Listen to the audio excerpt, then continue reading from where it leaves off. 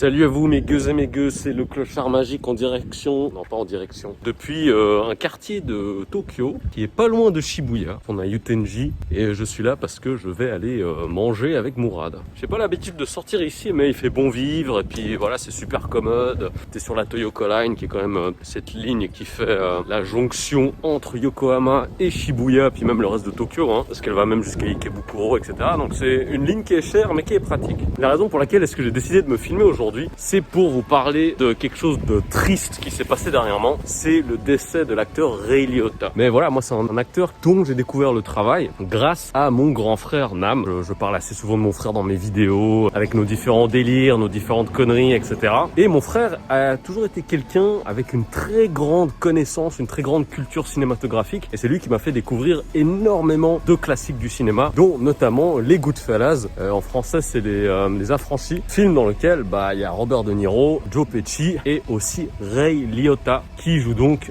un gangster. En grandissant, notamment durant le collège et le lycée, je regardais beaucoup de ces films avec mon frère et puis lui, il est vraiment très imprégné de ça. Hein. Il a une culture du film de gangster qui est très conséquente. Ray Liotta, repose en paix, moi je le connais surtout de par les Affranchis. Mais pourquoi est-ce que son décès m'a motivé à prendre cette vidéo? C'est parce que j'ai un souvenir assez rigolo avec mon frère à New York. C'était en 2007-2008 si je me rappelle bien. Et on était allé là-bas avec nos parents pour le Nouvel An. Alors pour ne rien vous cacher, le 31 décembre 2007, c'était un peu une journée bizarre parce qu'avec mon frère, je crois que c'était ce même jour. En fait, on est allé à Harlem. On a marché depuis la 125e, on est allé encore plus haut, Uptown. Et on est allé au Bronx. Et je crois qu'après, on est allé à Queensbridge ensemble. Enfin, je me rappelle plus si c'était le même jour, mais vraiment grosse dédicace à mon frère parce que on a fait le tour des ghettos en fait. Hein. Et quand on était allé à Queensbridge, il était venu le temps de partir parce qu'on avait rendez-vous avec nos parents. Et bon, voilà, il était tard, puis on n'allait pas galérer à courir après le métro ou ce genre de choses-là. Je vous avoue que Queensbridge, c'est pas l'endroit le plus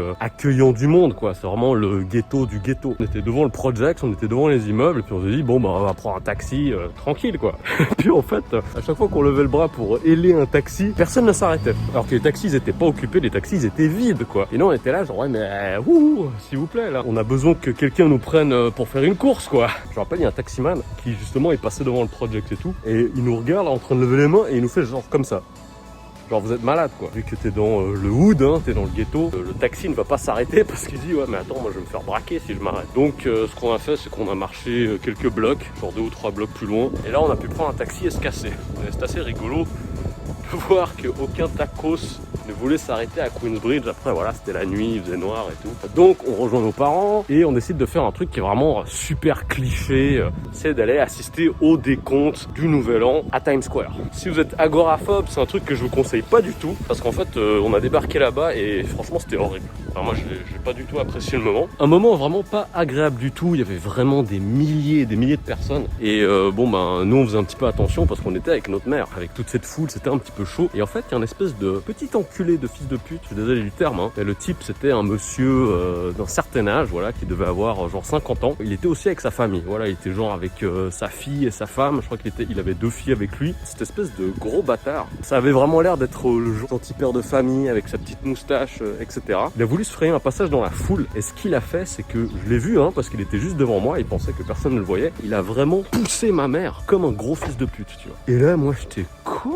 En plus faut un peu comprendre, on était chaud avec mon frère, enfin voilà, on revenait du Bronx, de Harlem, on était à Queensbridge et compagnie. Et en fait le truc qui est trop drôle c'est que là j'ai vu mon père et mon frère énervés, alors que eux c'est vraiment des gens qui sont super pisses, qui sont super tranquilles. Mais là en effet tu touches à ma femme, tu touches à ma maman. C'était ça qui était assez rigolo, c'est que j'étais plus fasciné par la réaction de mon père et de mon frère, plus que par le fait que le mec il avait osé mettre la main sur ma mère, limite. C'était clair et net que le type il se faisait caca dessus. Et le truc qui était trop drôle, c'est que mon frère, il commençait à parler un petit peu avec cette espèce d'accent qu'ils ont dans les films de gangsters américains. Je me rappelle plus exactement ce qu'il disait, mais c'était genre oh you think you're joking? I'm gonna fuck you up. Enfin vraiment avec cet accent un petit peu des Italo-américains. Alors attention, hein, moi je me moque gentiment parce que aussi moi quand je m'énerve en anglais, je commence à parler un petit peu comme un noir du ghetto. On ne renie pas tout ce qui est Queensbridge, etc. Hein, ça fait un peu partie de mon éducation anglaise. Et bah mon frère, vu que lui il a grandi, il a beaucoup regardé les films de gangsters, bah je sais pas pourquoi c'est sorti un petit peu naturellement comme ça. J'ai trouvé cet instant autant cocasse que fascinant parce que c'était beau. Vous voyez, il prenait la défense de ma maman. Le mec là, le daron, il allait appeler les flics. Il fait ouais,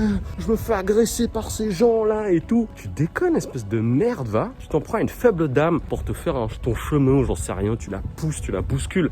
Elle avait failli se casser la gueule, elle aurait pu se faire très très mal. Et bon, vous voyez, avec la foule, voilà, tu te fais piétiner. Et cette espèce de merdeux, il trouve encore le moyen d'aller appeler les flics, genre ouais, mais machin, aidez-moi, je veux me faire agresser par Joe Pesci et Ray Liotta. Donc voilà, en tout cas, grosse dédicace à mon frère. Je trouve que c'est beau qu'il ait justement pris la défense de notre maman comme ça, un petit peu avec mon père. Et le fait qu'il sorte justement cet accent si typique qu'on retrouve dans les films de gangsters de Scorsese, ça m'a fait penser à Ray Liotta dans Les Affranchis. Grosse dédicace à mon frère. Merci d'avoir protégé maman et repose en paix Ray Liotta. Merci pour les films et tout. C'est tout pour cette petite humeur. Il y a Mourad qui arrête pas de m'appeler parce que j'avoue que je sais pas où je suis là. Faut que je regarde pour qu'on en aille au lieu de rendez-vous. En tout cas, je vous embrasse. N'oubliez pas de vous abonner, d'activer la cloche pour recevoir toutes les notifications, de liker la vidéo, de lâcher un commentaire et également de me suivre sur les réseaux Facebook, Instagram, Twitter @AirForce1. Ciao tout le monde.